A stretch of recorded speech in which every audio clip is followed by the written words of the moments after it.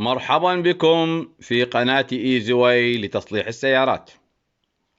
اليوم سوف نقوم بتغيير ما يعرف بحساس مستوى الزيت أو جوزة الزيت أو Oil Level Sensor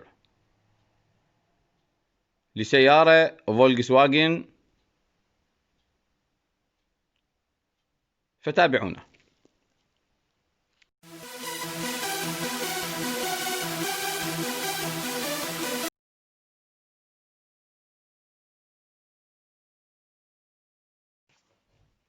هذه هي القطعة التي سوف نقوم بتغييرها بهذا الشكل. هذا هو شكلها، هذا هو شكلها،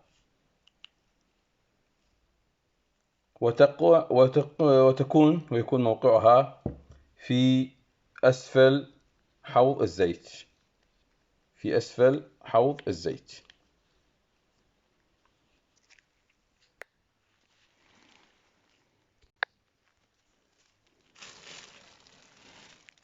هذا هو محرك السيارة،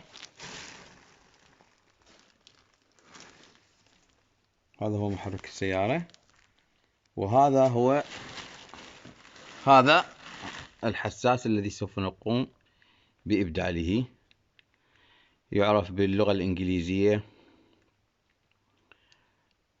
Oil Level Sensor، يعني حساس أو متحسس مستوى الزيت. كما تلاحظون، هذا القطعة القديمة فيها أرقام تحدد نوعها، ولكن هذا الجديد لا يوجد فيه أي رقم أو علامة، حتى لا توجد فيه علامة أي سيارة. لذلك في البداية سوف أقوم بفحص إذا كان يلائم هذه قابس الكهرباء. هذا في البداية أقوم بفتح هذا قابس الكهرباء بهذه الطريقة، وأحاول أن أركب الحساس الجديد فيه للتأكد من أنه ملائم له. تم تركيب فيشة أو قابس الكهرباء في هذا القطعة الجديدة، وكانت ملائمة له. لذلك في هذه الحالة سوف أقوم بتغييره. الخطوة الأولى هي إفراغ المحرك من الزيت. لأنه يقع في هذه المنطقة. الخطوة الأولى هي إفراغ المحرك. سنقوم بإفراغ المحرك من الزيت الآن. أقوم بإفراغ الزيت بهذه الطريقة، عن طريق هذه المضخة.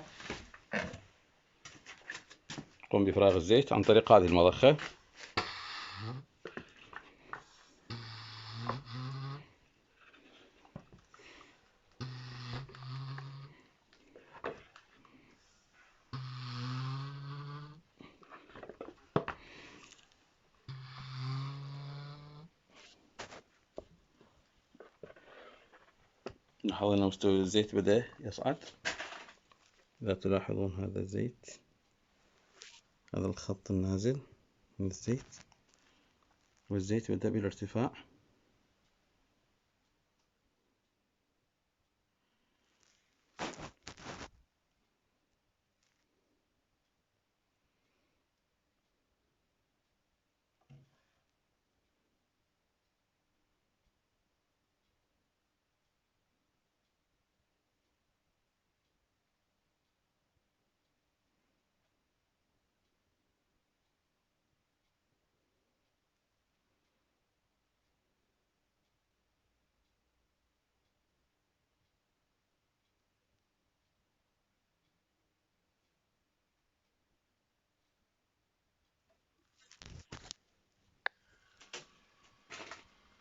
كما لاحظ أن الزيت تقريبا شبه امتلأ، وهذا بدأ يتحرك بقوة الزيت.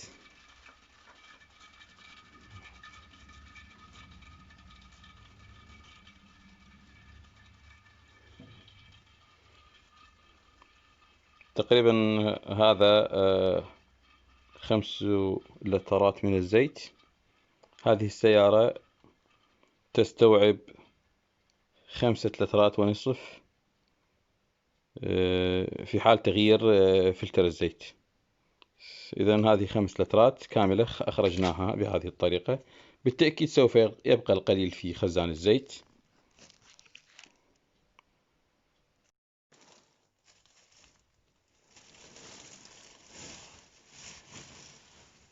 بعد أن قمنا بإفراغ الزيت، نقوم الآن بفتح. توجد فيه 3 براغي نستخدم فيه هذا المفتاح. كما تلاحظون هذه النوعية من المفاتيح، هذه النوعية من المفاتيح، وهو CRV5 أو يعرف بتروكس 5. هذا CRV5.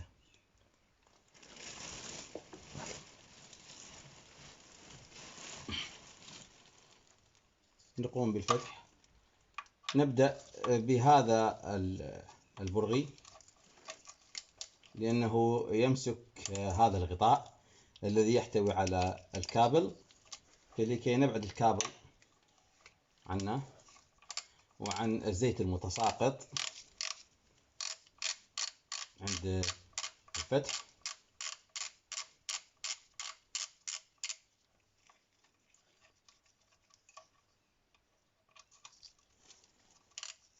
هذا أول مسمار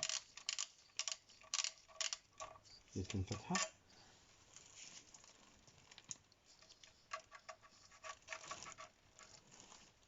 هذا الأول،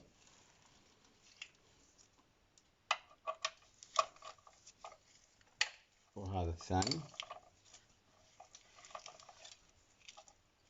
أصبح السلك الآن حرا كما تلاحظون.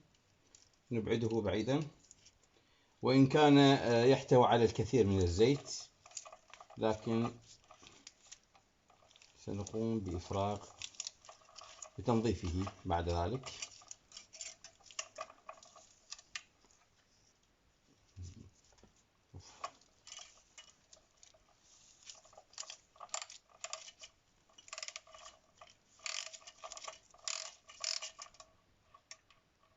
هذا الثاني مع هذه.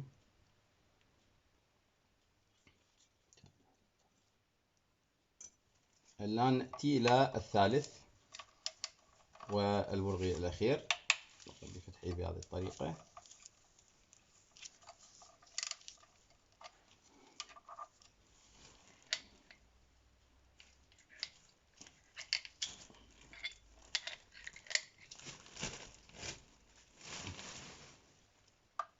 نفتح ونضغط بأحد الأصابع، وحذار إذا كان الزيت ساخنا يجب الحذر في حال كون الزيت ساخن. أعتقد أنه ساخن في هذه الحالة، سأبقى ضغطا عليه بهذه الطريقة. لم يسقط الكثير من الزيت. هذا هو القديم، تم إخراجه.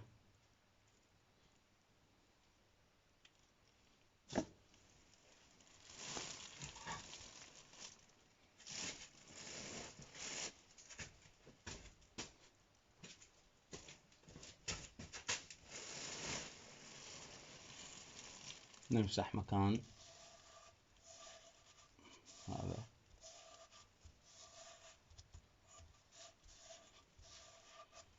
هذا أصبح نظيفا الآن.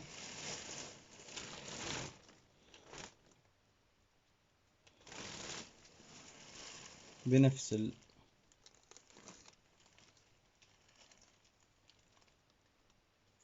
الطريقة نضعه هنا بهذه الطريقة.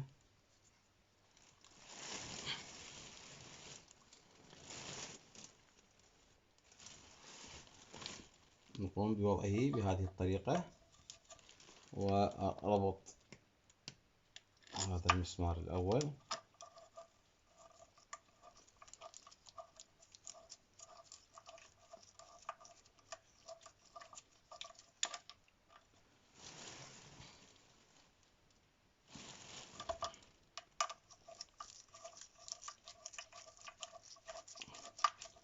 عندما أدخلت فيه القابس القديم أو الفيشة القديمة، كانت الفيشة القديمة تحوي على بعض الزيت.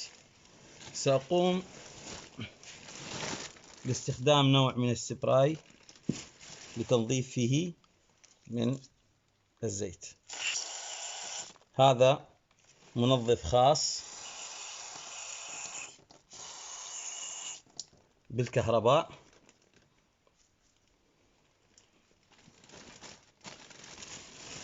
ميزته أنه لا يحتوي على زيت الذي يمنع من توصيل الكهرباء.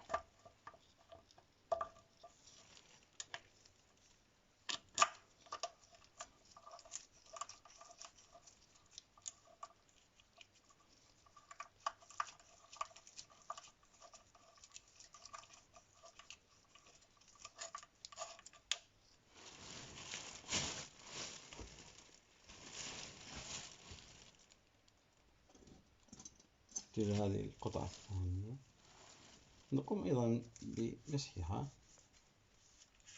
وتنظيفها قبل الربط بهذه الطريقة.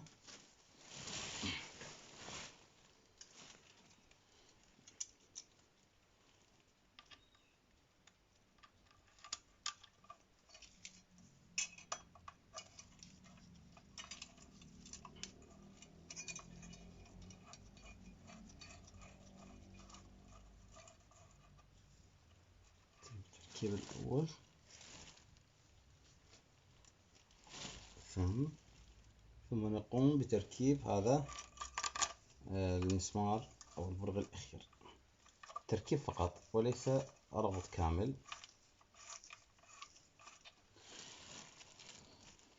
الآن سوف أقوم بتنظيف هذه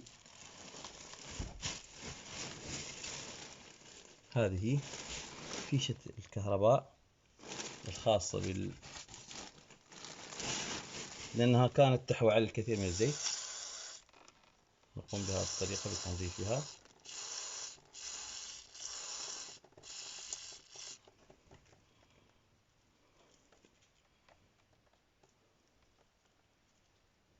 ننظفها من بقايا الزيت المتساقط عليها لكي يكون توصيل الكهرباء جيدا فيها.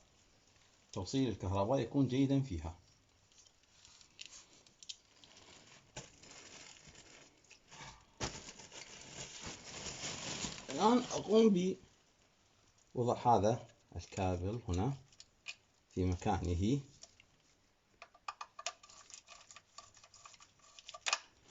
أول إبعاد هذا الزيت.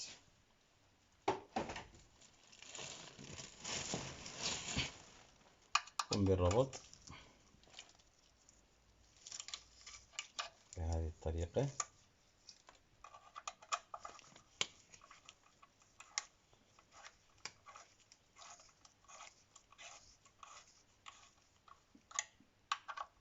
نحاول أن نربط بالتساوي، لا نربط جهة حتى النهاية ونترك جهة أخرى.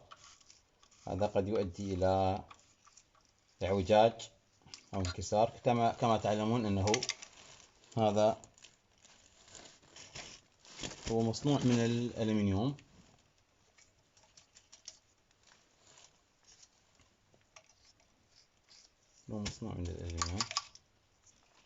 نقوم نعم يصل إلى الأخير. نقوم هكذا.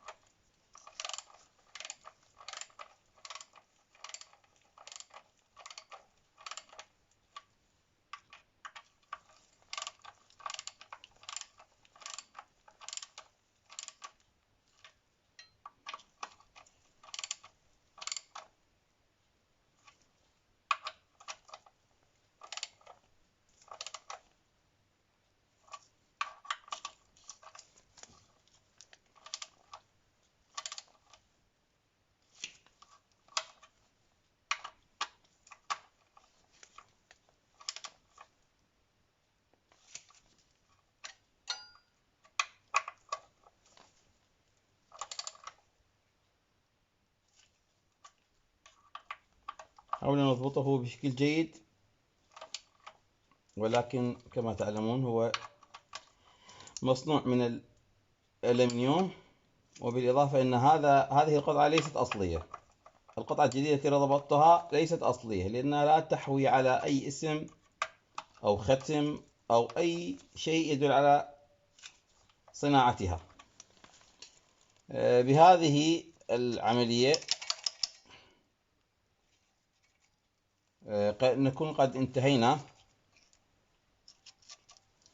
من ربط أو تغيير حساس مستوى الزيت، أو ما يعرف بالإنجليزية باسم Oil Level Sensor. إذا أعجبكم الفيديو لا تنسوا الإعجاب والاشتراك في القناة، حيث أن هذه القناة نقوم في هذه القناة ببذل جهود كبيرة من أجل حل وإصلاح مشاكل السيارات التي يعاني منها الكثير، فلا تبخلوا علينا بالاشتراك والإعجاب ليصلكم كل ما جديد، ونحل بإذن الله تعالى ما نقدر أن نحله من مشاكل السيارات. نلقاكم على خير، دمتم سالمين.